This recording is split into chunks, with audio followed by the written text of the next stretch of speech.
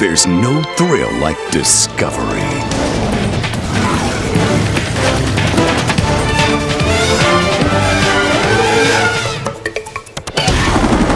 That's affirmative.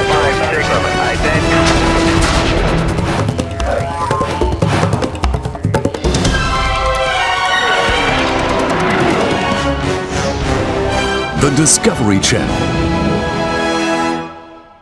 Explore your world.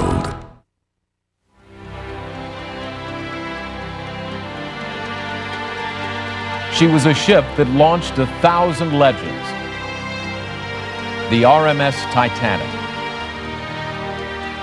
In her time, the largest moving object in the world. A crown jewel in an age of confidence.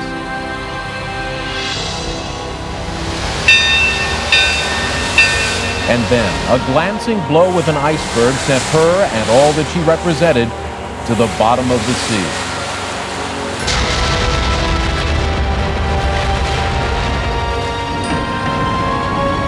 $1,500 lives were lost.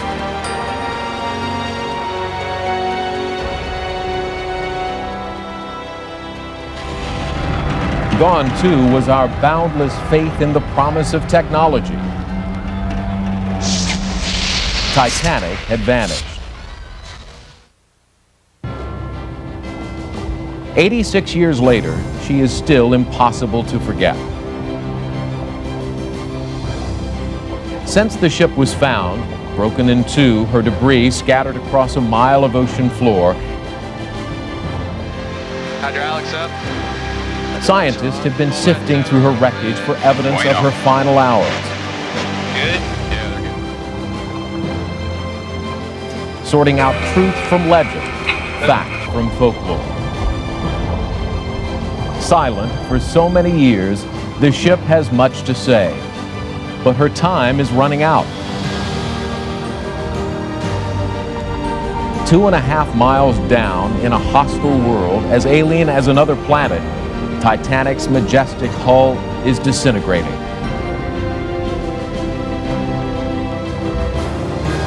The ocean is claiming her once again. With clues of her demise slowly dissolving, we return to Titanic, live.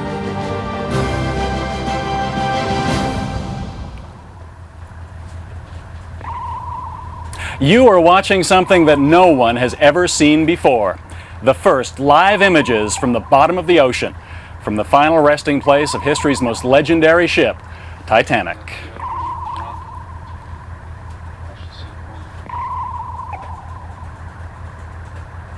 I'm Bob McEwen, and welcome aboard Ocean Voyager, here in the middle of the North Atlantic. In fact, at the very spot where Titanic sank back in 1912. For the next 2 hours, you and we will be part of an extraordinary expedition that has brought together scientists and historians, some of the most sophisticated undersea technology in the world, and the people who operate it. And all to help us better understand what exactly happened to Titanic on that fateful night 86 years ago. But the Ocean Voyager isn't alone out here. It's one ship in a flotilla of 4. And somewhere else on the water, in a ship called the Bay Supporter, is my colleague Sarah James. Hi, Sarah. Hi, Bob. The Bay is a research vessel, but its duty on this mission is to provide a temporary home for a treasure which eluded this team back in 1996, a treasure which has co-expedition leaders George Tulloch and P.H. Nargeolet very happy men. It is called the Big Piece, and it is the largest piece of the Titanic ever to be brought to the surface since the ship sank. As you can see behind me, microbiologists and other experts are already busy studying the Big Piece, and we will bring those stories to you. In addition, there's another vessel that's part of the fleet, this one 2.5 miles down. It is the French mini-sub Nautile, and the images you are seeing are unprecedented. The first live images from inside their inner space capsule, and we will be speaking to them a little bit later on. But for now, we want to return you to our intrepid robotic explorer Magellan for more of those live pictures.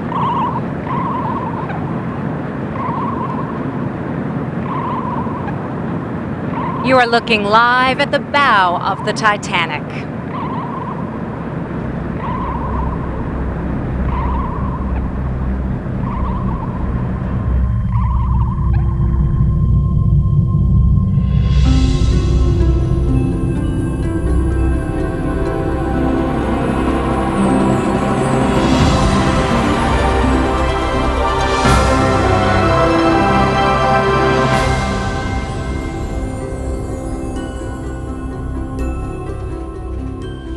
Welcome to an unprecedented event in television. I'm John Siegenthaler.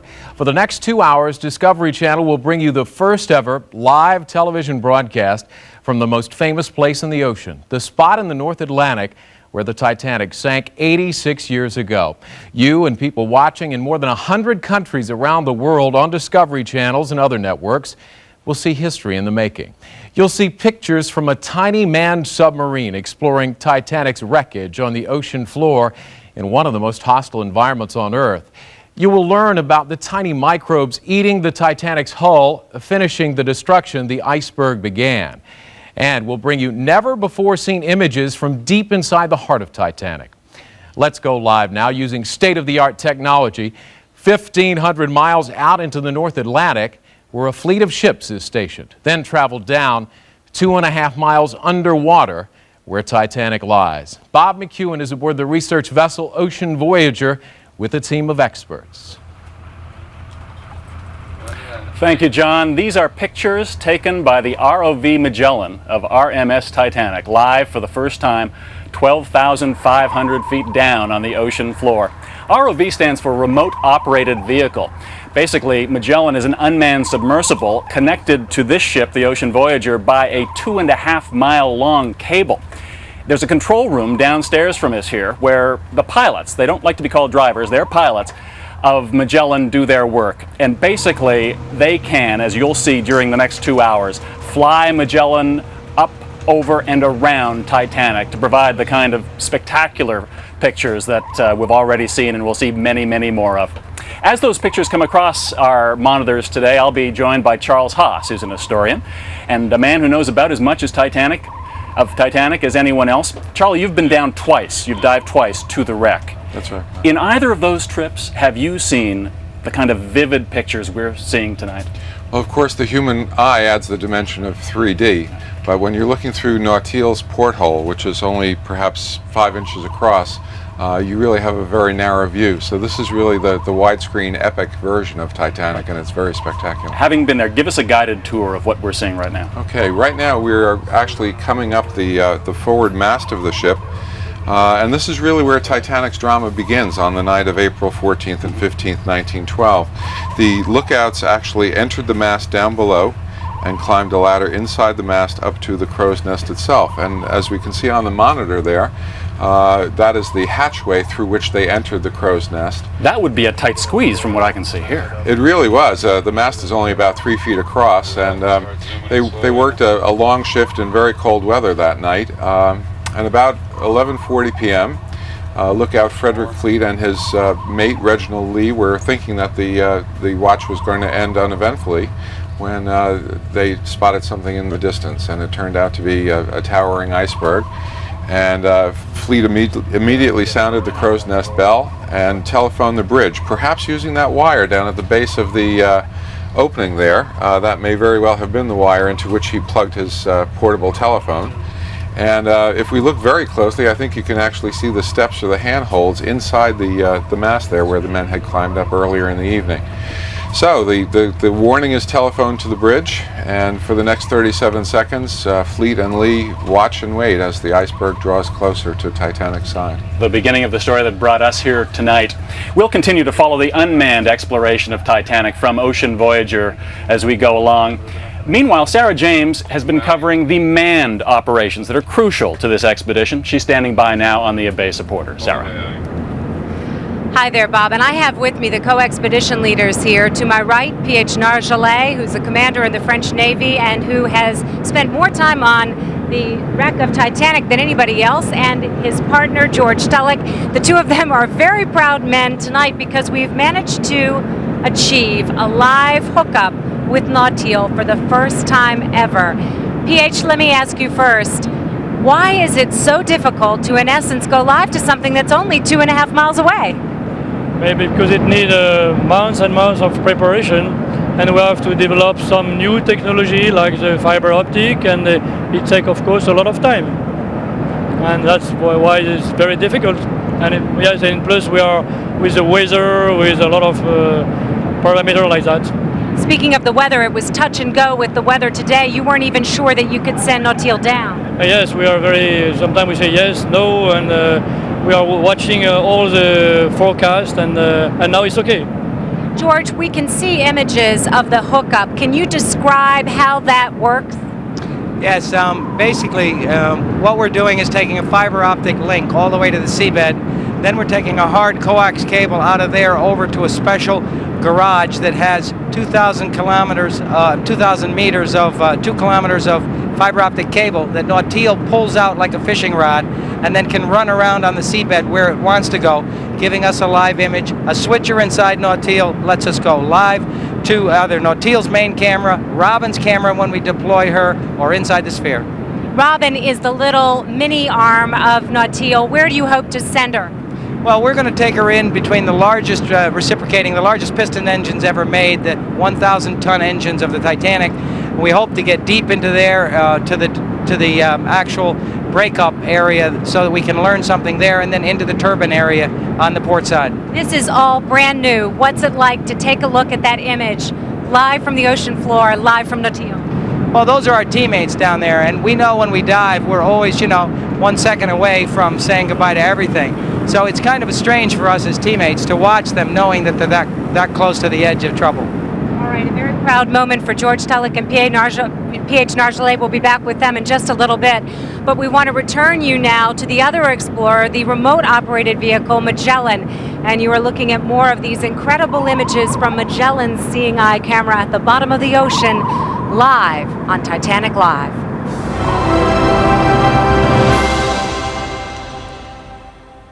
You are watching a special live Discovery Channel presentation and those incredible pictures of the Titanic. It's a tremendous technological challenge, sending cameras thousands of feet under the ocean to see Titanic in new ways and to better understand what happened when she went down and what's happening to her now. Let's go back now to the North Atlantic and Bob McEwen on the Ocean Voyager.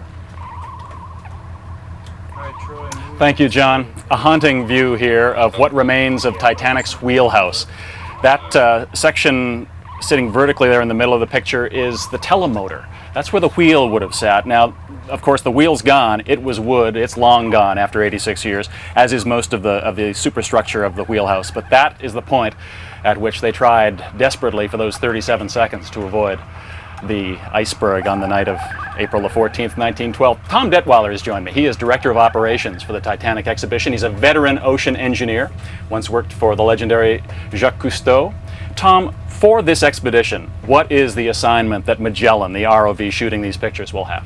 It's primarily to get into some of the areas that are a little bit dangerous or that are too tight for the manned submersible to get into. Take close-up imagery, to carry the Woods Hole cameras down, which are shooting the very high-resolution imagery that we see here, allowing us to do a forensic study to try to find out what may have caused the breakup of the ship, those sorts of things. Yeah. You know as well as we do that we were, right up to airtime almost, afraid we wouldn't be able to get these pictures in because you'd have to bring Magellan out of the water because of the weather, which has been bad for days now. How difficult is it to keep this ship stable in order to drive Magellan precisely 2.5 miles below? It's very difficult, and our drivers are doing a great job. On our screen up there, we see that we have a 100-meter circle that we've given them, and they have to keep the ship within that circle. And they're doing that with a manual joystick right now, and it requires an intense concentration. Well, we're grateful. Yeah, absolutely. So far, so good. You know, the Magellan project is really only one aspect of an exceedingly ambitious expedition out here in the middle of the North Atlantic. But I think if there's one thing that everyone has learned so far, it's that when you're working in the middle of the ocean, there's nothing that is easy. You're in the water. It may be the most complex peacetime operation at sea in history. Hydraulics on. 10 months of planning, a flotilla of ships, almost 100 experts from a dozen different countries, the most advanced deep sea and communication technologies on the planet, and the video gear to broadcast it all back to the world. All of it in the very middle of the North Atlantic Ocean, hundreds of miles from any kind of dry land. All right, you ready, Titanic 98? So just how tough is this mission? I would say it's Earth's hardest frontier. We climbed Everest and went to the moon before we went to the bottom of the ocean because it's a much harder environment. Absolutely. The dive plan is daring and dangerous. It comes down to a tale of two ships, Nadir and the Ocean Voyager. They're fixed by sophisticated global positioning systems right over the Titanic's remains.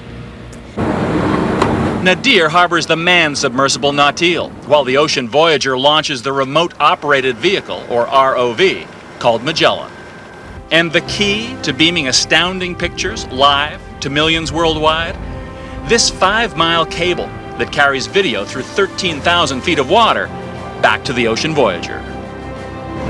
With this setup, the expedition can use multiple vehicles to dive on the Titanic wreck site, a site about the size of more than 15 football fields. It means an astonishing amount of new information and never-before-seen pictures of the mysterious wreck. But it's also very risky. Tom Detweiler is the operations manager for the Ocean Voyager. Well, it's very difficult because we're pulling together more platforms, more ships than has generally ever been done for an oceanographic expedition. If those miles of cables were to snag on Titanic wreckage, it could mean disaster. Wait! And that's especially so for the manned submersible called Nautil. This yellow submarine, whose name is French for Nautilus, can dive to depths unreachable by almost any other submarine in the world, including those of the U.S. Navy. Nautil is launched from Nadir using a crane.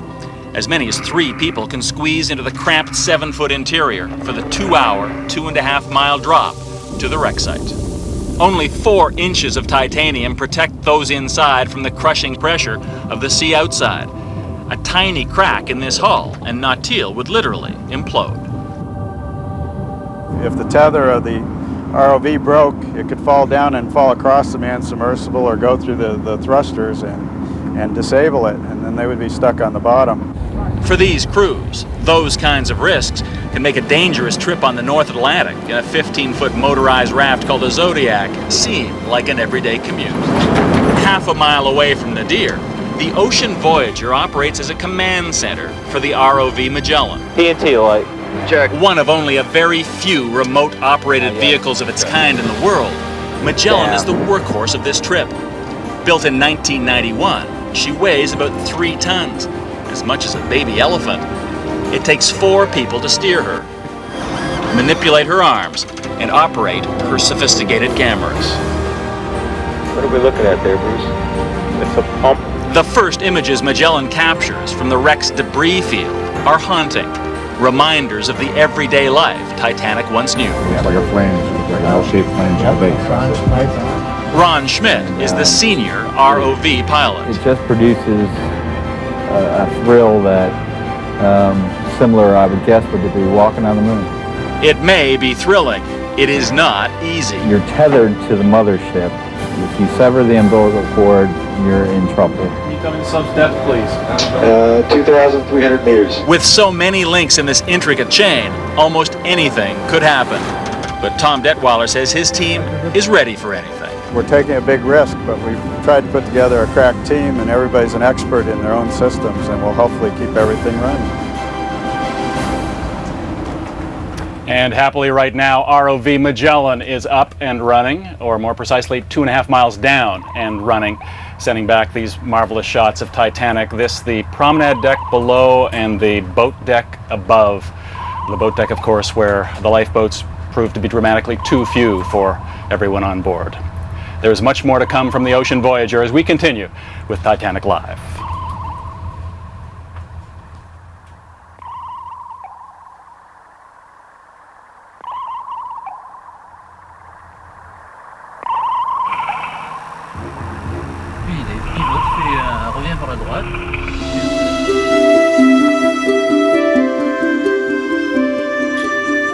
Welcome back to Titanic Live, where we've been bringing you remarkable images from the Titanic wreck site.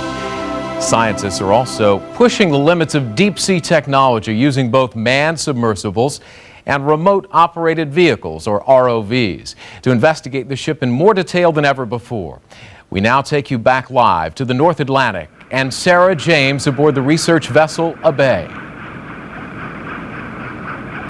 Thanks, John. Well, where I am standing is 2.5 miles above a remarkable sight, which you are able to see right now. Images from the French mini-sub Nautil. These are the first images from a manned sub, and Nautil is gracefully flying over the stern of the Titanic. And what we're about to do now has never been done. I'm going to talk, I hope, to Paul Mathias, who is down in Nautil and who is exploring the wreck site. Paul Mathias, can you hear me? Yes, Sarah, can you hear me? Do you feel a bit like an astronaut, Paul? It is a lot like an astronaut, Sarah. We've managed to come down here 2.5 miles beneath the sea surface, and we're very, very remote from all the things that are going on up there right now. It's very otherworldly. It's a really different planet, different environment. Right now, Paul, by speaking to us, you're making broadcast history. Do you feel the pressure? I feel the pressure in more ways than one. I get the pun, and of course we are constantly concerned about the outside pressure, meaning the thousands of pounds of water pressure on the outside of the submarine. And of course, there's also the pressure of talking to us live. I see Max Dubois, the pilot, who's sitting just to your left. Can you show us, Paul, the various cameras that you have aboard Nautil? Maybe you could just whip us through the images that you're seeing there. Yeah, sure, Sarah. The first one that you're looking at is our camera that's controlled, it's fixed on the outside of the front of Nautil. The second camera is our pan and tilt. The third is the view of the ROV, and the fourth, of course, is the inside camera. So we have a total of... Go ahead. There's a bit of a delay here, so if one of us speaks, the other one can't overlap. What I was going to ask you, Paul, is you're having an opportunity to see the Titanic wreck firsthand. You were one of the key people who exploded a myth about the Titanic, the myth that it was a gash of an iceberg that broke it down. Can you tell us quickly about what you determined happened to Titanic? Well, the popular myth has been that the iceberg cut a 300-foot-long gash in the side of Titanic, and in '96 we had a chance to come out with some imaging equipment and detect the openings that were caused by the iceberg in the bow. In actuality, what we found were 6 separate slits, and the total area of those slits was something less than 15 square feet. And I guess what's so amazing, Paul, is to think that something that's less than 15 square feet could have doomed a liner that was 4 city blocks long. We're going to be talking to you more in just a moment, but while we look at Nautil's fantastic images, we want to talk about what you'll be doing this particular time. You're going to be doing some mosaicing, is that right, Paul? Yeah, the plan, Sarah, is to collect high-resolution images over the entire site and create a kind of virtual reality that would be of incredibly high resolution, so that we can interact and determine where all the various pieces of Titanic have fallen onto the seabed. Paul, I've heard that described as trying to siphon off the Atlantic, snap a picture, and put the Atlantic back on. That sounds kind of easy, but it can't be.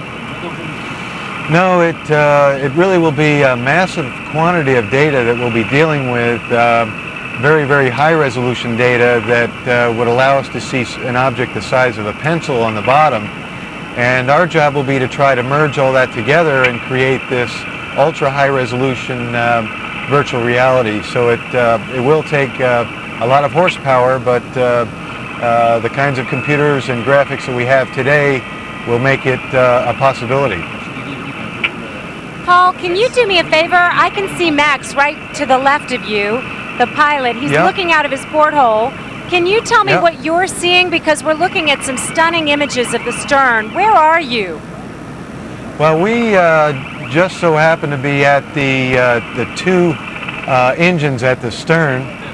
I'm going to switch over here to the ROV camera where you can see some really stunning footage. This is coming from a remote vehicle called Robin, which comes out of the front of Nautil, and it flies around on its own on a tether, controlled by us here in the submarine. Paul, we're also seeing. Yeah, at the moment we're also seeing stuff that looks like snow. What is the stuff that looks like snow, Paul? Well, we have a lot of sources of the snow down here. It's of course it's biological. Originally, there are many small creatures down here. Many bacteria, specifically bacteria or microorganisms that are producing rust as a byproduct, like you see right here. This is up on top of one of the massive 1,000-ton images is where we're looking right now, and this is one of the intermediate pressure cylinders. You can see all the rust that's draping down all over that. So a lot of the snow that you're seeing, Sarah, is some of these small bacteria, small microorganisms. Paul, one of the things that's important for people to realize is that the stern is in very different shape from the bow. The bow looks like it's almost docked, but the stern is all twisted asunder. Can you explain why that happened? Well, that's one of our objectives out here on this expedition, Sarah, is to try to determine exactly what happened to the stern. As you say, the bow looks like it's still sailing, it's upright, and in '96 I did all my imaging around the bow, and I must say this year, seeing the stern for the first time, it's really quite different, really quite dramatic in that it appears to have really crashed down hard into the bottom. So one of the things we'll be trying to determine is just what did happen clearly to the stern section.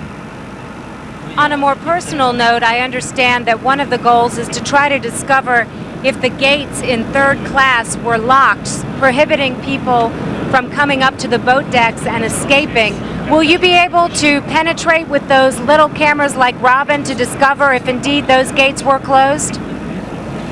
Well, we are going to try to reach that objective as well, and our expectation is that yes, we will be able to penetrate that deeply with Robin. Let me ask you another question on a personal note. You must be thinking about your family down there. Have they given you anything as kind of a little good luck charm? Well, yeah, now that you mention it, they have, my daughter did send me Tweety Bird along. Both my daughter and son wanted to come along with us, but the best we could do was to bring along my daughter's Tweety Bird. Do you want to say hi to them really quickly? Yes, I do. I'd like to say hello and to my family and all my friends. Hello from the bottom of the ocean, 13,000 feet in the North Atlantic at Titanic. I'd like to switch Hello to Paul Mathias. Paul, we're going to have to leave you for just a moment. We can't stand to do it, but we're going to leave you looking at these extraordinary images from Nautil, and indeed it looks like you're seeing just a glimpse. Yes, there it is. What you're looking at is the outside of that yellow submarine carefully making its way around the stern of Titanic. Yet another live image from the bottom of the sea.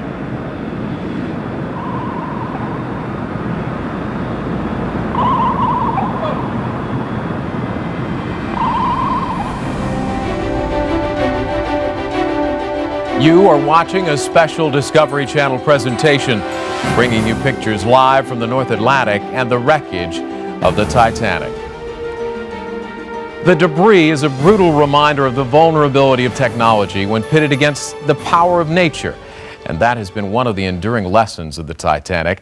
The expedition is proof of how fragile our technical skills still are.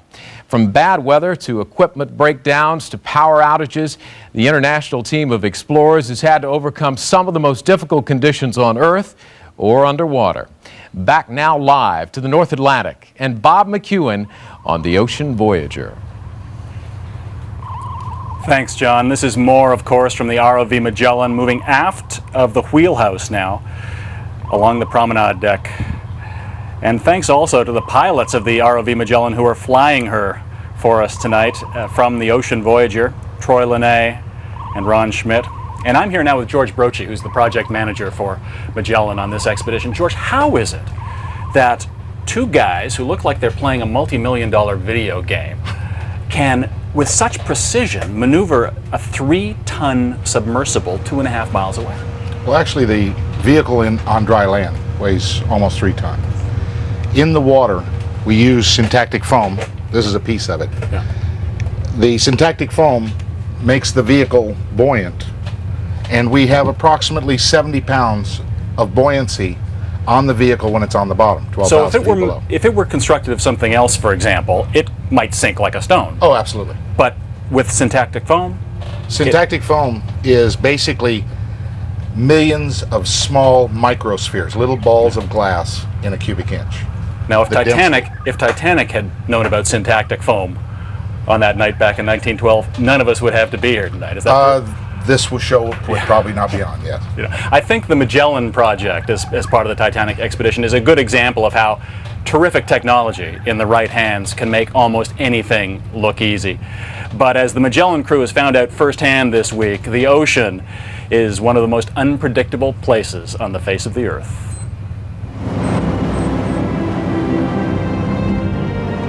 When it comes to deep sea exploration, they say the one thing that's sure to surface is Murphy's Law. If it can go wrong, it will, no matter how much planning and effort goes into an expedition of this magnitude.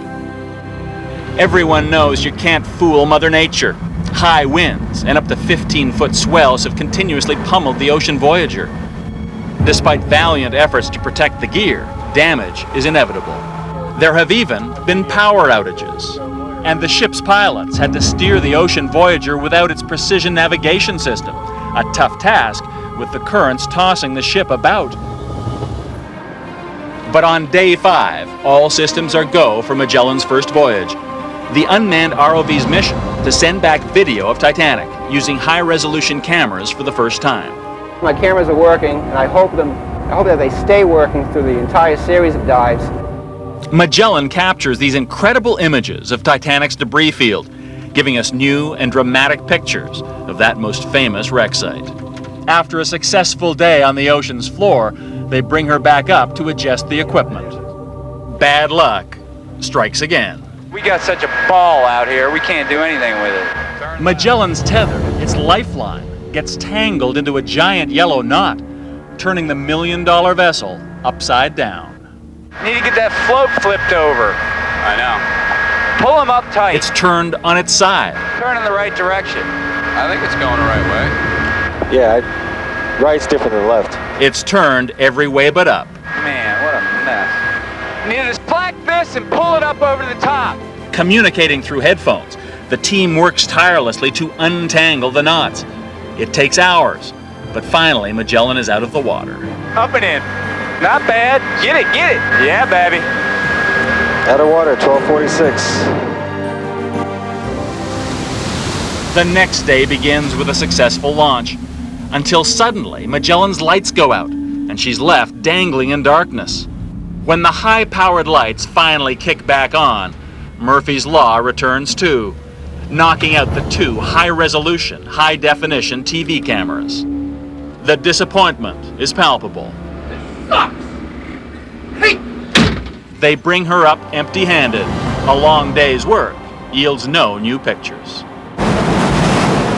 Bad news piles up like the ocean's waves. Stormy weather has prevented crucial testing of the smallest ROV, called T-Rex, intended to explore deep inside the Titanic. It's delayed the dreams of its inventor, Bill Willard, a high school physics teacher from North Carolina. It's not gonna drop! But this team of determined engineers works around the clock to get Magellan back in shape for its next dive. Their luck seems to rise and fall like the North Atlantic, so the team's anxiety is understandably high as Magellan begins another voyage to the bottom of the sea.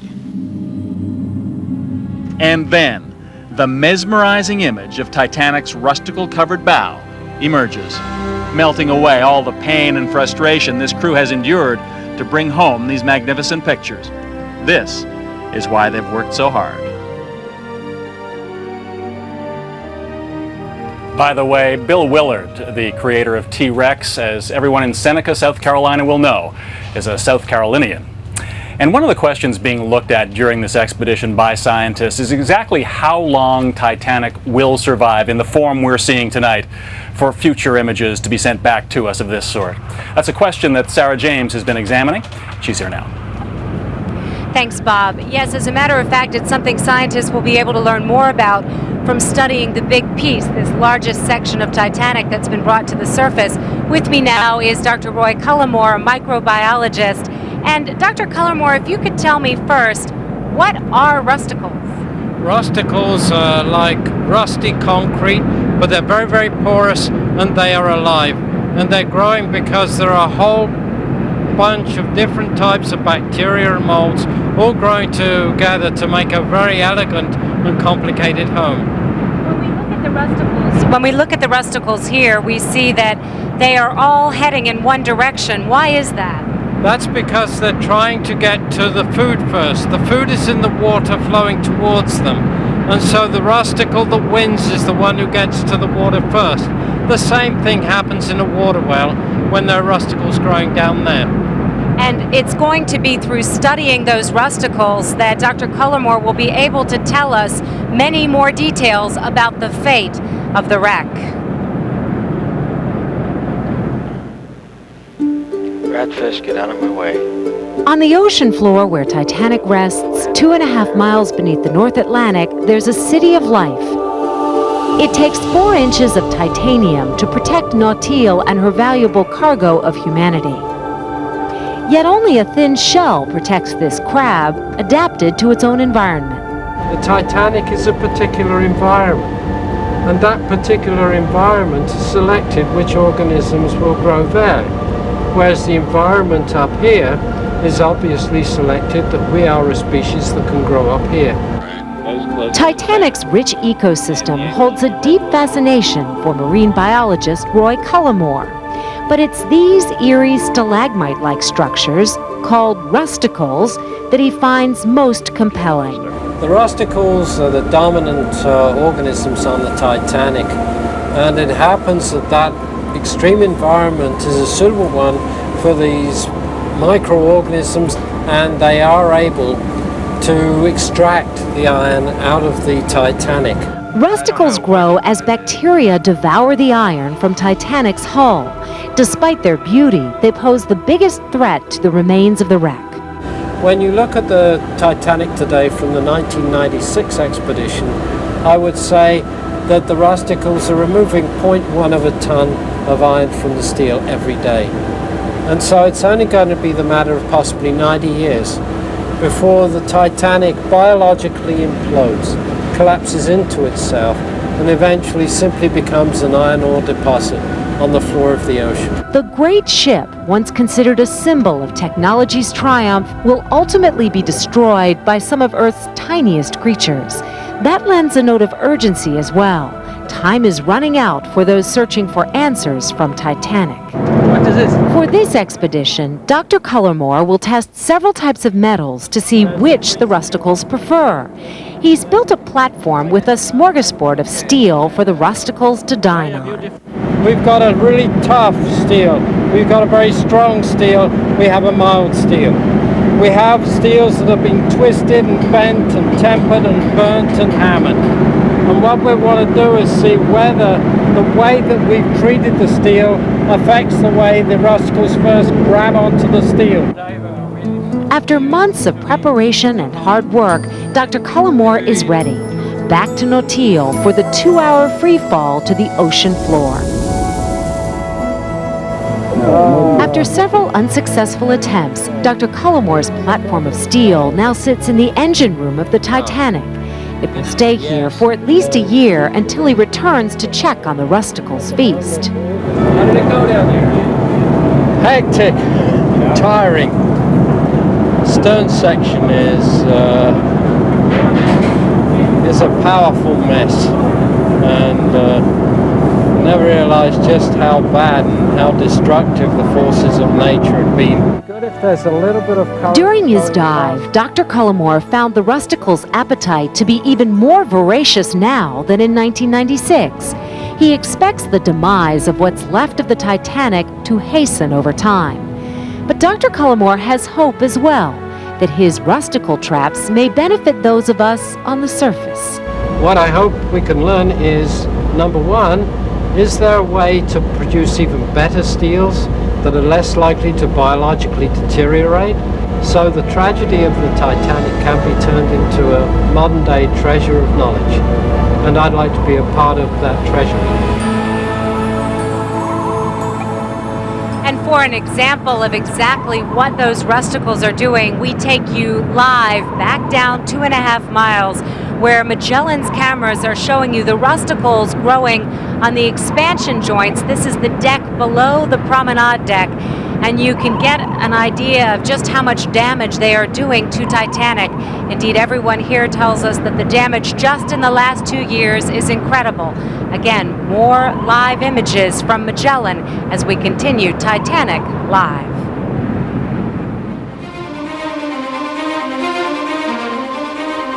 We are back with our special Discovery Channel presentation being broadcast live to more than 100 countries around the world. Our image of the great Titanic disaster, and the one we've seen in the movies, is a picture of the giant ship breaking up into two pieces and then sinking beneath the waves. But did it really happen that way? The explorers at the Titanic site are finding new evidence to solve the mystery of how the ship sank and what happened to it during its last 2.5-mile voyage down to the bottom of the sea. We go back now live to the expedition in the North Atlantic and Bob McEwen aboard the Ocean Voyager. Thank you, John. The ROV Magellan continuing now its tour, its historic trip around Titanic's bow section. Down here near the mudline, Charlie Haas, tell me what we're seeing here. This is the actual level, if you will, where the iceberg really did its damage. We found in 1996 that rather than a huge gaping 300-foot hole, as had been pictured in many 1912 publications, it was actually a very small series of stabs, just 6 in number, totaling about 12 square feet. And what we're seeing here is the actual level of where some of those stabs took place, down at the sand line, as it's called, about 14 feet above the keel. Yeah. You have been down twice now to Titanic. You're looking at these images along with us now. What change have you seen in that time? The overwhelming change that I am reacting to is the amount of corrosion and disintegration. Where once I saw walls, now there are spaces. Where once it was a fairly straightforward thing to identify, now it's a tumult of destruction. So the degradation in just the last 2 years is astounding. One of the truly remarkable things I think about Titanic is that after 86 years, with all the analysis and the books and the movies about this most famous of ships, there are still mysteries, still unanswered questions. And it is looking for the resolutions to those questions that I think brings members of the expedition like Charlie Haas back to the North Atlantic again this year.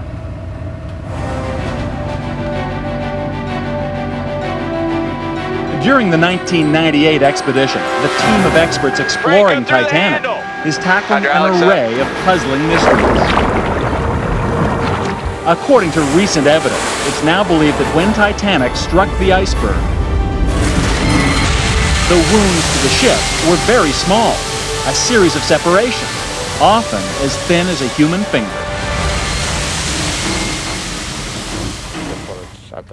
To build evidence for this new theory, the team plots a route along Titanic's exterior to look for signs of iceberg damage. Basically what you're looking for is, even though the decks have been compressed, the investigators will deploy the ROV Magellan along the starboard side, near a massive hole in Titanic's hull. At the wreck site, Magellan works its way along the mudline, which is concealing most of the wound in Titanic's side. As it maneuvers, Magellan's cameras capture a startling image. They're showing a great interest in this hole here. This small separation of hull plating may be the first photograph of the fatal iceberg damage. The 1998 investigators are also focusing on Titanic's rivets, which may have failed, contributing to the disaster. We get a vernier, we can do some measurements. The massive piece of the ship's hull, retrieved just days ago, could help us to better understand the role of those rivets. Right here. We hope to learn from the rivet story that maybe how the sinking sequence actually started. A lot of, I don't know whether it's corrosion or working or... Notice the trend in those that we have analyzed, and they seem to tell us a story that these rivets may have actually failed. Yes, yeah, with... The 1998 investigators also want to know more about how and why Titanic's massive hull shattered on calm seas. Okay, bring up hydraulics and lights. Using Magellan, they explore a large area littered with pieces of Titanic, known as the debris field. Hidden somewhere in this rubble are clues to the ship's destruction. The debris field is spread out across the ocean floor between the bow and the stern. Light objects, such as pipes and plates, are found farther from the wreck. Heavy objects, on the other hand, like boilers, are found clustered close to the stern. Just the right. This pattern suggests that Titanic may have broken apart close to the ocean bottom. Yes. If the ship had broken at the surface, you would expect the boilers, and if the boilers fell out, you'd expect them to be fairly widely separated. At the aft end of the bow, the ROV drivers guide Magellan on a dangerous search for boilers inside Titanic. Peering through the wreckage, the team identifies 5 intact boilers. 5 for 5. This contradicts survivors who testified to hearing the boilers explode and crash through the ship. It gives us an indication that probably all 24 boilers that were in operation didn't explode and didn't leave their foundations. And after the investigators also want to know if Titanic's watertight holds exploded inwards, causing enormous destruction. The main question was what happened to the vessel once she went below the waves? How did she become in the condition that she's now in, and especially in the after end, why is the after end so badly broken up? The images Magellan sends to the surface are astounding. Titanic's steel plates, 1 inch thick, have been crumpled like paper. Yeah, it is. It's incredulous forces are involved here. I think you can see the torture this ship went through when it sank. It's the steel plate is just twisted in all different shapes and forms. Incredulous forces involved in this sinking process, much of which we don't understand yet.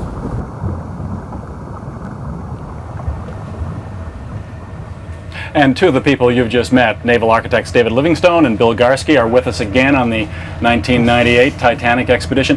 Gentlemen, have you seen anything so far out here in the North Atlantic this time that would explain those tremendous forces that created such damage on the stern and at the separation between the bow and stern? I think we've seen a tearing apart of plates. The big piece is a good example of what we have seen.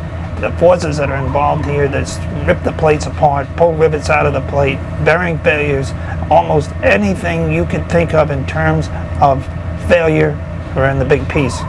Would you agree, David? That's quite right. It's extremely interesting that there's practically every mode of failure that you can imagine. It's not a single failure, it's not a single type of failure. I think it illustrates that the system is very well balanced, that lots of things fail, not just 1 or 2 things. Well, what would explain rivets failing and steel failing?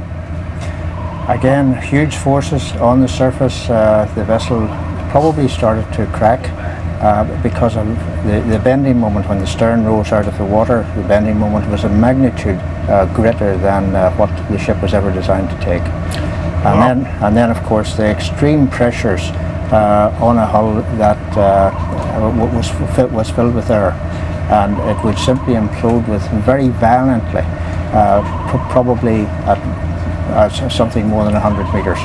More damage from the bow section of Titanic as seen by the ROV Magellan as Titanic Live continues. Welcome back to Titanic Live, where Discovery Channel is bringing you an historic expedition in the North Atlantic, including the first ever pictures from the Titanic wreck site. Let's check in again on the status of Nautile's journey with Sarah James, who's on board the ship Abbé. Thanks very much, John. And what I'd like to do first is to dial back into our long-distance connection to the bottom of the ocean to Paul Mathias, who's 2.5 miles below. Paul, you still there? Paul, can you hear us? Yeah, hi Sarah, how's it going? It's going very well. We were looking at some fantastic pictures just outside your porthole. Where are you on the stern right now, Paul?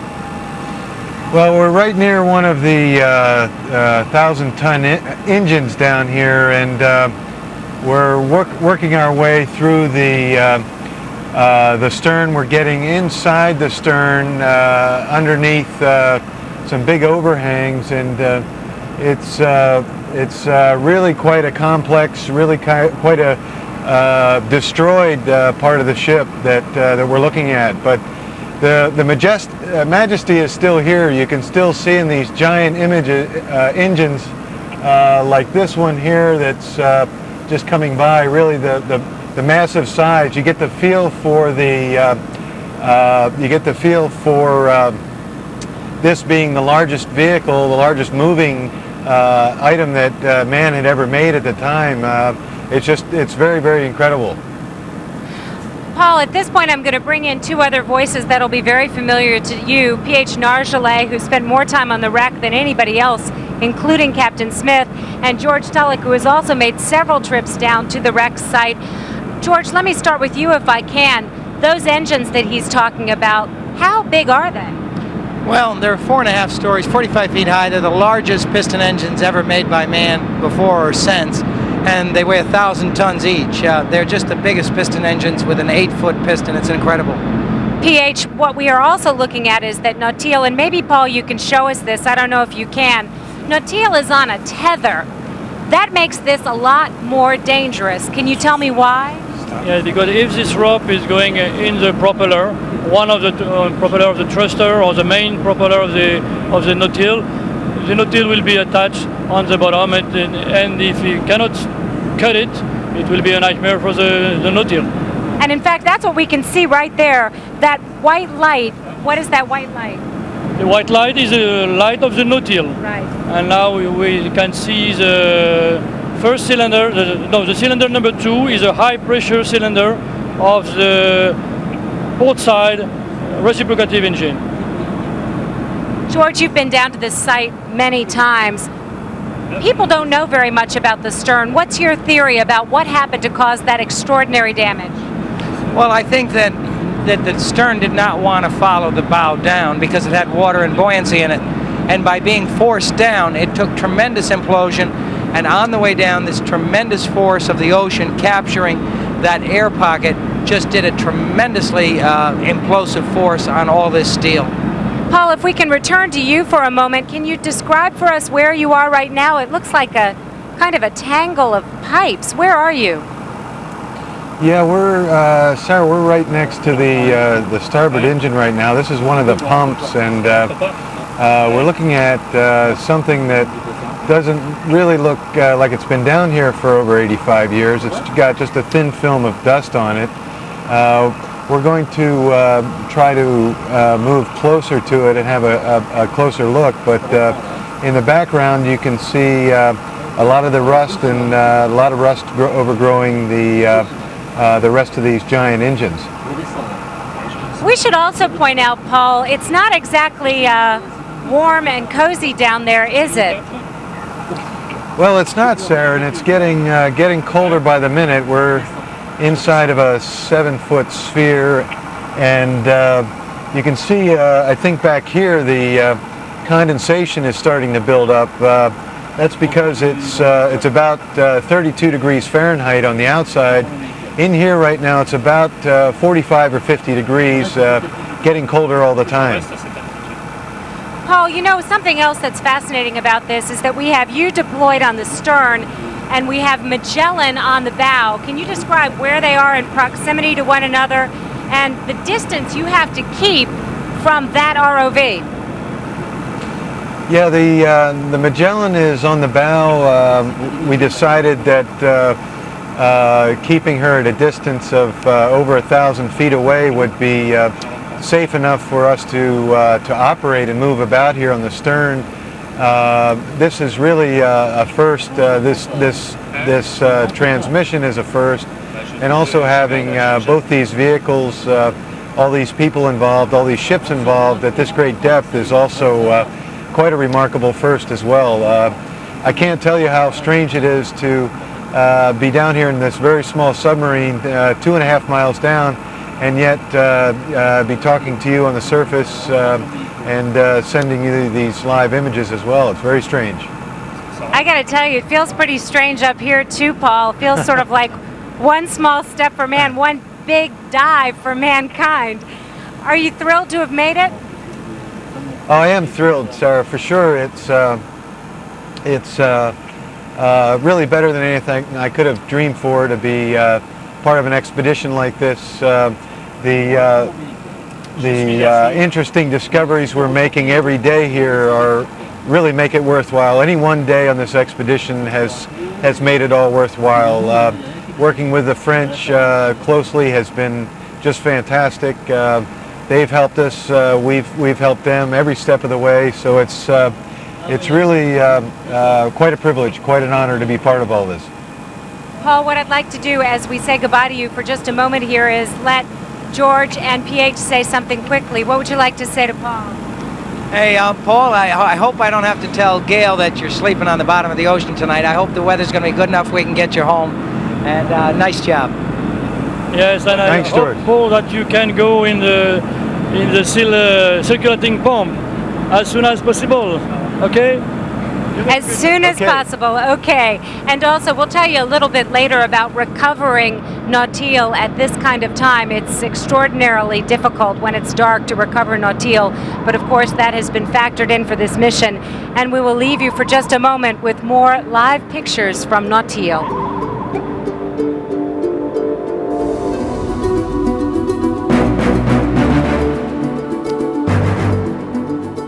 And welcome back, everyone, to a unique Discovery Channel presentation, bringing you stunning pictures from deeper inside Titanic than anyone has seen before. Despite the amazing technological scope of this mission, we can't forget the tragedy that happened there, the 1,500 individual stories lost with Titanic. The images from inside the wreck help bring those stories dramatically to life. Back now live to our team in the North Atlantic and Bob McEwen on the Ocean Voyager. John, unlike the scenes of mangled destruction that Nautil has been showing us on Titanic's stern tonight, as you tour around the bow section with Magellan, every now and then there's a glimpse of the mundane realities of life as they must have existed on Titanic until 11:40 p.m. on the night of April the 14th. Charlie Haas is with me. Charlie, describe what that is. Magellan is actually hovering over the starboard side of the boat deck, and we are looking down into the bathroom of Captain Edward J. Smith. And as we go in closer, we can actually see the plumbing fixtures, the shower head there, and a tub that's very badly in need of a cleaning, I think. Captain Smith was the senior commander of the White Star Line.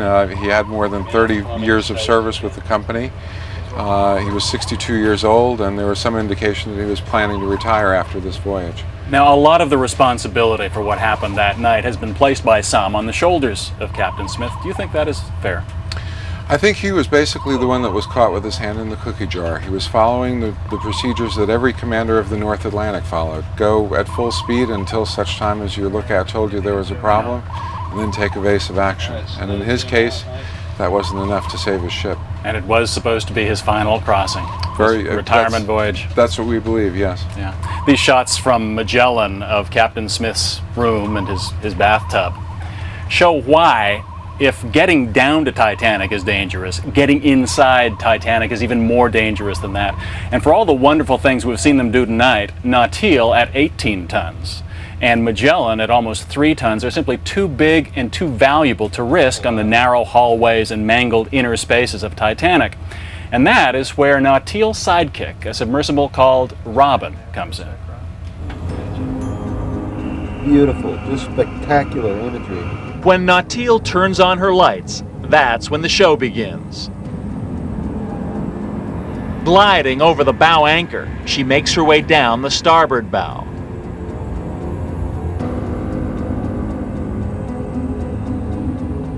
Then maneuvers over to the side of the ship and approaches the officers' quarters, where Captain Smith and the rest of the commanding crew slept. It's the expansion joint.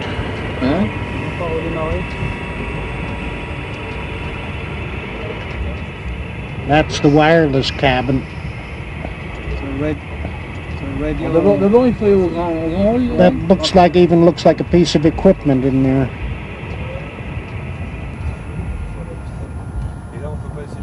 Nautile dispatches Little Robin, and the ROV drops down the opening to a place few have seen.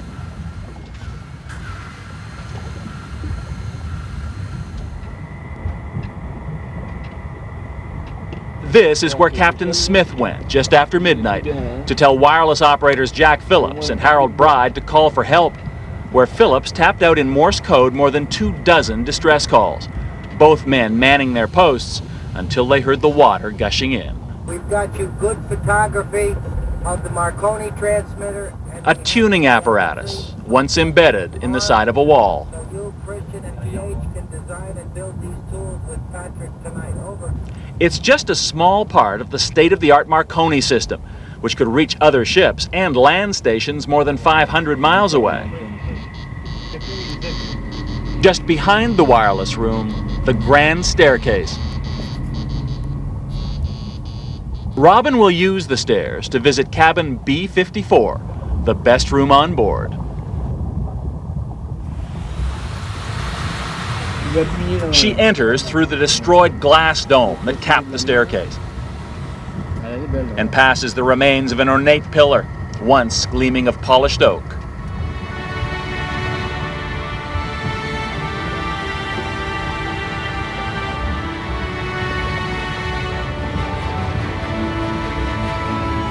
Look at that!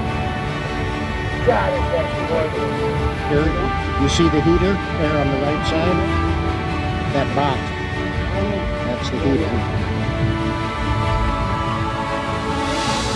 A gold-plated and crystal chandelier dangles from a cord, still trying to uphold the glamour of the once grand staircase.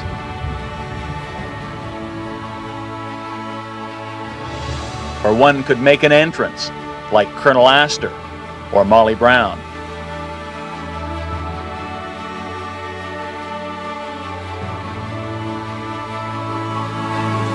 Robin's topside camera observes the raised wood paneling of a B-deck reception room.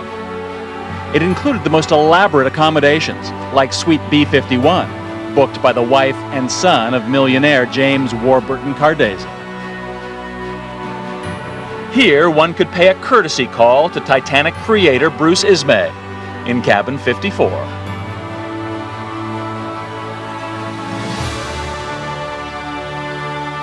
His wash basin in the corner is slowly collapsing.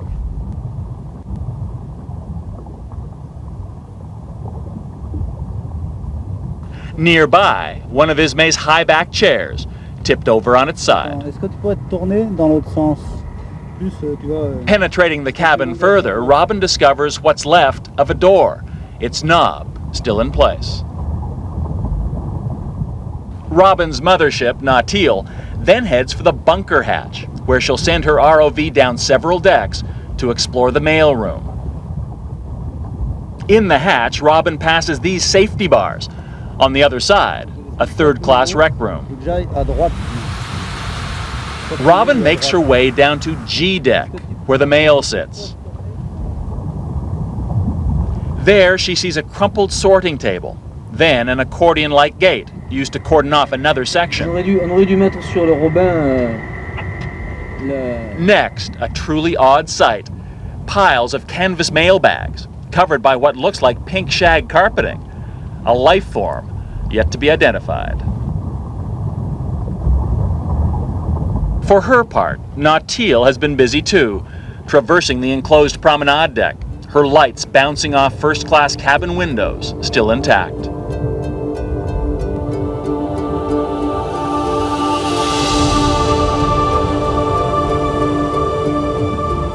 Nautil then returns to the officers' quarters,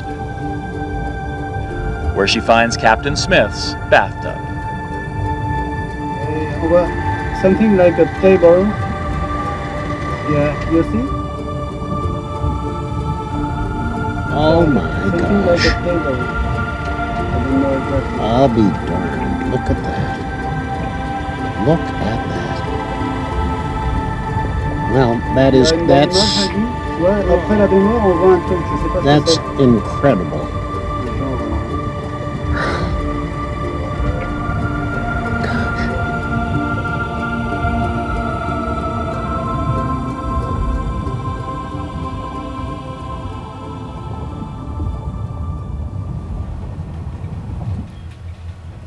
Charlie Haas, you've been cheating. You've been watching the feed direct from the ROV Magellan, and you're ahead of us. That's where our next site is. What is sure that? am. What we're doing now, Magellan is hovering over the skylight of the Marconi room, which, as you can see, was located just behind the first funnel. And it is interesting because this room, in a way, is both the cause and also the salvation of the disaster. What do you mean? The cause, from the standpoint that two very important ice warnings that came into this room were never taken to the bridge because the two radio operators were so busy with backed up traffic that they didn't have the time to take it up to the captain. And the salvation from the standpoint that these men stayed at their post until almost the very last minute, sending out the distress messages that finally did bring aid. Yeah. Was one of those distress messages, in fact, the first SOS, as has been said? It's actually one of the first. There was actually a coastal ship off the American coast that sent the first SOS, I believe, in 1908 or 1909. But Titanic is among the first. And luckily, she had a very powerful radio apparatus, one of the most powerful on the North Atlantic. So that certainly made a difference in terms of reception of those distress messages. Charlie, take us into the pictures you've been watching before us. This is an actual part of that Marconi apparatus. We're still trying to determine exactly what part it is, but it apparently is a bunch of wires coming together in some sort of a junction box, possibly a means of varying the resistance of the cables up to the antenna. And I think this shot really demonstrates very nicely that with Magellan you can get up really very, very close and almost with a magnifying glass inspect it. It's magical, isn't it? You know, Sarah James, I've got a bunch of grizzled Titanic veterans here who are just enraptured with the images coming back from Magellan. I would imagine it's something the same over on a bay with what you're getting back from Nautil. That's exactly right. Everyone here is looking at the monitors, trying to get a glimpse of just what's happening with Nautil. And in fact, we're going to try to go back down to Paul Mathias if we can. Paul, can you hear me?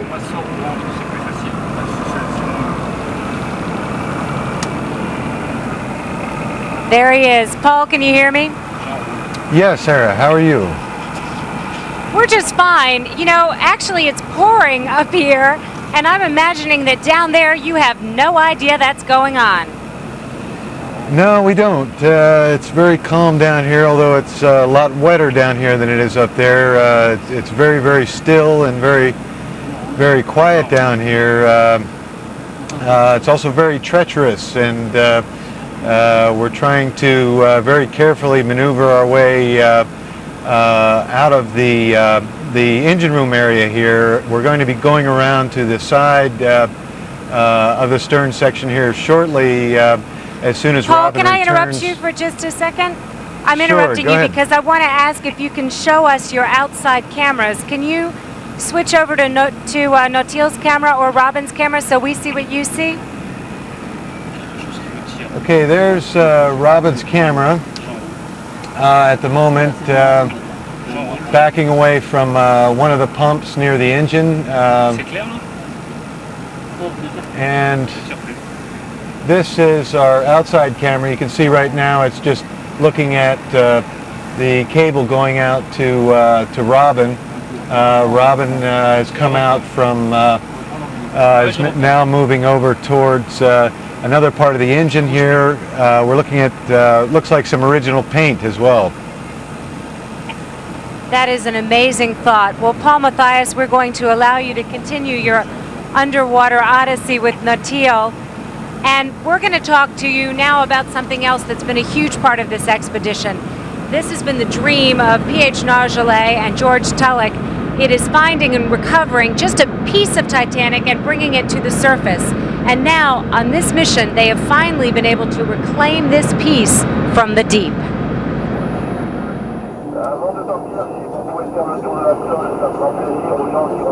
A section of Titanic's hull sitting on the ocean floor, much as it did for 86 years. It's called the Big Piece, and reclaiming it was, for years, the stuff that dreams are made of. Ever since the Titanic sank, inventors have been devising schemes to recover it, from suggesting giant magnets to filling the hull with ping pong balls and floating the ship to the surface. Ideas so far-fetched, one person scoffed, raise the Titanic? Why not just lower the Atlantic? Naval architect David Livingstone is not usually given to such flights of fancy, but his company, Harlan & Wolff of Belfast, built the Titanic. And he's long wanted a piece of her back. This is a structure that will probably never be built again. It was built almost plate by plate, using a lot of manual labor. George Tulloch's Titanic 98 expedition would see both of their dreams come true. 2 years ago, when they first tried to raise the 20-ton hull section, it was Livingstone who figured out where the piece belonged on the great ship. Using original architectural drawings, he discovered that the piece came from a first-class cabin on Titanic's sea deck, starboard side. It was unoccupied. And for George Tulloch, Titanic 98 is unfinished business. In 1996, he almost got the piece to the surface, but a sudden storm forced him to let it drop back down to the deep. On what day are we done with the big piece preparation? Now he's back in the North Atlantic with a team of French oceanographers. Team engineer Pierre Valdy will try once again to raise the big piece using his ingenious lift bag method. This time, 5 enormous bags, each filled with 6,000 gallons of lightweight diesel fuel. Each bag is capable of bringing 3.5 tons to the surface. On the French naval vessel Nadir, the 5 bags are tied to enormous chains, then dropped to the ocean floor. Then the manned sub Nautil goes to the bottom to carry those chains and lift bags over to the big piece. David Livingstone goes down in Nautil to watch history. He's in the sub as it makes sure that all the lines to the chains are cut. Voila. The lift bags are free, and the big piece should start to rise. But on Nadir's bridge, the news is not good. Computers show the big piece isn't rising. The piece is stuck too deeply in the ocean floor. On paper, this works. On paper, it works. That's correct. In the middle of the North Atlantic? You have to be careful with the ocean, and you can't just guarantee things. 2 years ago, the big piece was lying on its back on the ocean floor. Now it's straight up, and Livingstone has examined both sides. The plan is to add a 6th lift bag for more pull. There will now be 7 tons of thrust tugging at the hull. Everyone waits anxiously on Nadir. Suddenly, computers show the lift bags are beginning to rise. A chain surfaces. Okay, enough. But Tulloch stops the hoist rope. Divers make a dangerous plunge through lift bags and lift lines and come upon the big piece still in one piece. Forget them, let's go. On the surface, the hoisting begins again. Allez. And slowly, seemingly weighed down by its tragedy, the piece breaks through the surface and into the sunlight for the first time in 86 years. Livingstone isn't on a bay. He couldn't make it over from another ship. At this moment, a tense Tulloch wishes his friend were here. Livingston should be here. David Livingston should have been here. Men on launches move in to strap the big piece so it doesn't swing wildly on the deck. One bad slam into that A-frame and the brittle steel would shatter. The hoisting starts for a 3rd time. The tension is nearly too much for Tulloch. I can't take this, you know. It's completely out of the water now and swinging toward the deck. Come on, where's the rope? Where's the rope? Why isn't this rope tight? Now, okay. But the long bottom end of the piece is giving Abay's crew problems. And as the piece is finally laid onto the deck, the long end bends up dramatically, as if it's the ocean's last comment before giving up one of its rarest prizes. For the team, it is a stunning victory over the North Atlantic. Boy, oh boy, look at that, breasticles. A nice piece of deck. And David Livingstone, he sees the piece the next day. For him, the Titanic, pride of Harlan and Wolff, the finest ship ever built by man, is, after 86 years, once again something real. Some of the lessons that were learned from Titanic and have been forgotten.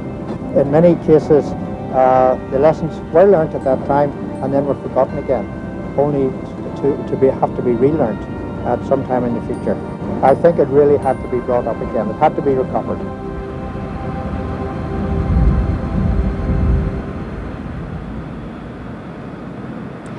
And what you're looking at now are live images from Magellan. I take that back, from Nautile. This is the outside camera of Nautile. Nautile is continuing its trek around the stern of Titanic, and we will continue with our odyssey on Titanic right after this.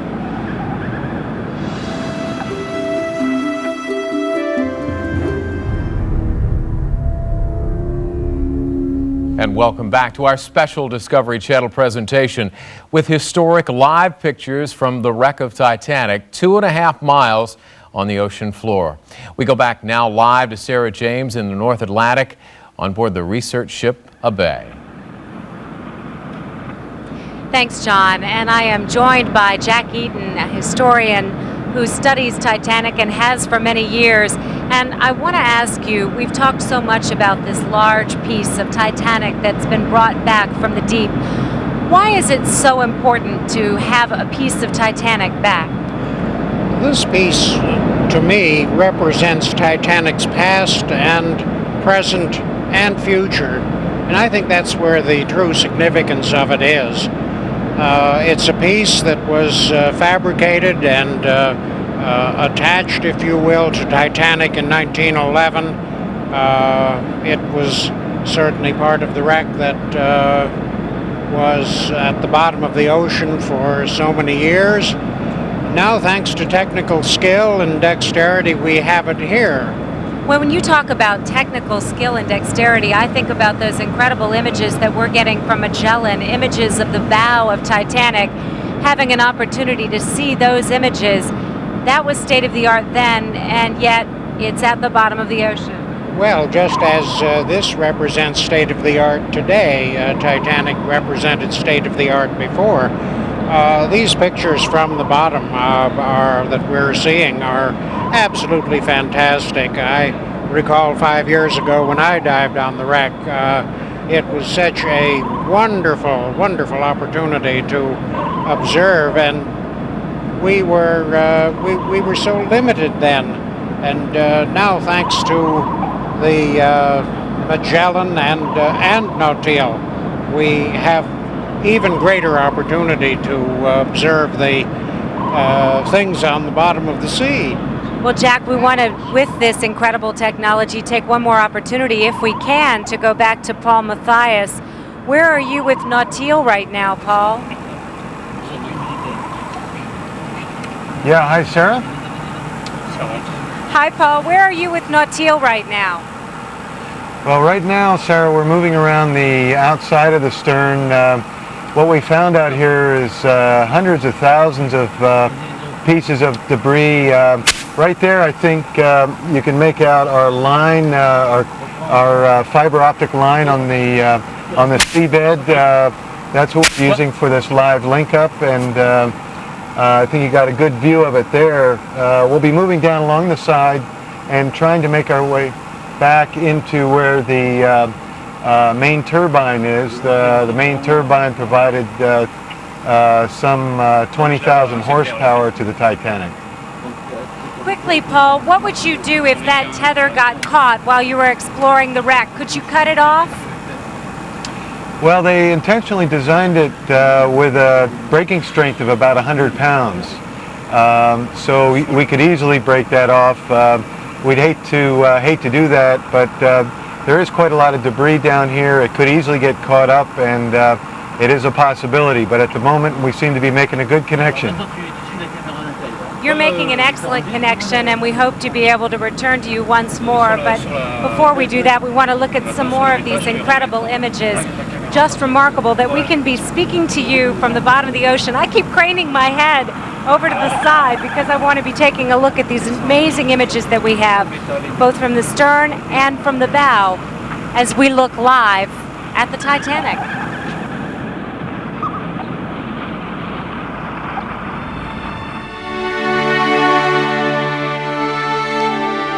For the last 2 hours, Discovery Channel has been bringing you a special presentation on the mission to solve the mysteries of the Titanic. It was about this time of night in the North Atlantic 86 years ago that the mighty ship was nearing its final death throes. Let's go back out one last time to our explorers and experts at the wreck site, and we begin with Sarah James. Thank you, John. As we look at those extraordinary images from the bow of Titanic, we think about now the fact that we have one small piece of her. And Roy Cullimore, I would like to ask you, these rusticles, they are so beautiful. In a way, is this a beautiful way for Titanic to die? It's probably a very fitting way for her to die because the rusticles are taking the iron from the Elegant Lady and they're returning the iron to the ocean. And in the ocean, that iron will be used by many other organisms to do many things, such as fixing carbon dioxide, which is a problem we have because of the greenhouse effect. So what we have in process is really, there is no beginning, there is no end. There's just the same thing over and over and over again. Man made the Titanic with steel, wrought from the iron ore. And now nature, through the rusticles, is taking the iron back and giving it to all of the organisms in nature. Something that is happening at an ever-increasing rate. Dr. Roy Cullimore, thank you so much for your thoughts this evening and for joining us. And I know, Bob, you've been joined by an incredible panel of experts there, too. What are the thoughts there?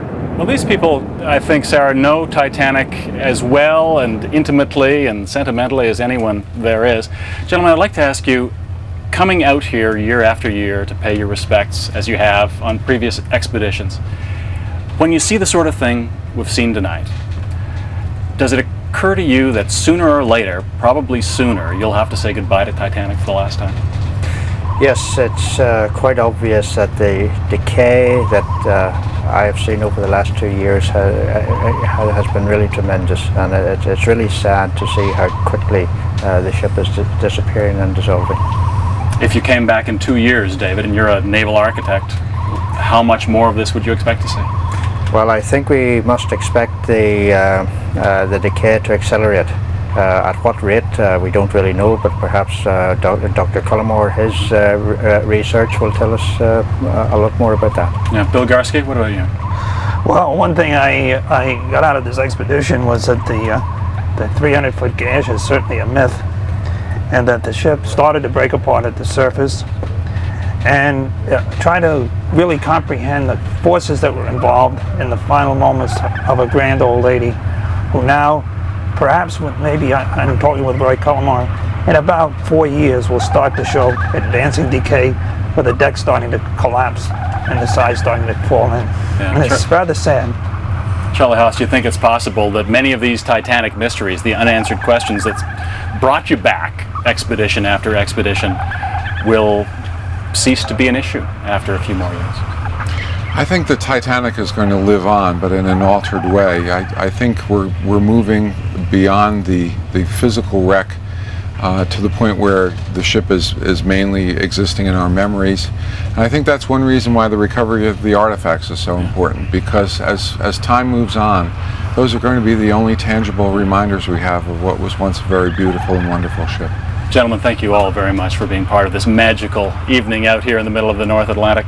Sarah, I don't know about you, but there are a couple of things which will stay with me for a long time after the weeks we've spent out here, or days which seem like weeks. The first thing, I think, is standing on the deck of this ship and looking out on a moonless night, but under a brilliant starry sky, at essentially what must have been the last thing that 1,500 people on Titanic saw. And it was a very sobering moment, knowing that just 2.5 miles below us was that ship, was the vessel that brought them here to the end of their lives. I think another thing that's come out of this is just the respect of all the people who've worked on this expedition. They're the top of their profession, they're the top of their craft. They've come out here in some cases to risk their lives to show us the pictures we've seen tonight. But at the base of it all was an enduring respect for this ship and the passengers and crew who sailed and died on her. And I think it's a very sentimental moment right now for a lot of people. But I think one thing we have done today is give the world some enduring images of Titanic that whatever happens 2.5 miles down will live a long time. Sarah? Thanks so much, Bob. If I can, I'd like to bring Paul Mathias back just one more time to say thank you for joining us from 2.5 miles down. And I'm sure that you have some of these same thoughts as you look at the Titanic at the bottom of the ocean. I didn't quite catch that last part, Sarah. And that is one of the few times in which the technology has failed us. But the fact of the matter is we've been able to carry on a conversation, and that is one of the things that I'm going to remember from this night. You know, the other thing for me, Bob, as I reflect back on this, is that on Titanic there were more than 2,000 people from more than 40 countries. In many ways, it was like a floating United Nations. And there were on that ship people who were decadently rich, people who were desperately poor. There were socialites and social outcasts. There were people who were famous, and there are people we've forgotten.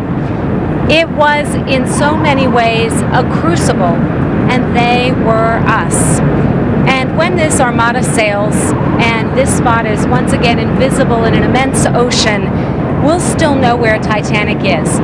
Because long ago, we plotted her with the latitude and the longitude of our imagination.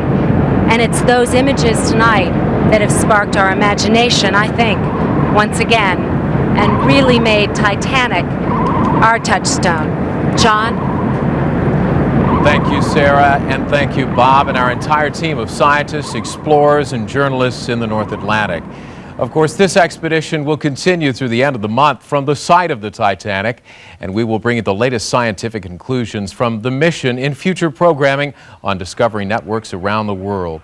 If you would like to learn more about Titanic and talk online to some of the expedition scientists about their findings, you can log on to our website at www.discovery.com. And we leave you now with more of the unforgettable images from the remarkable mission to the Titanic. I'm John Siegenthaler.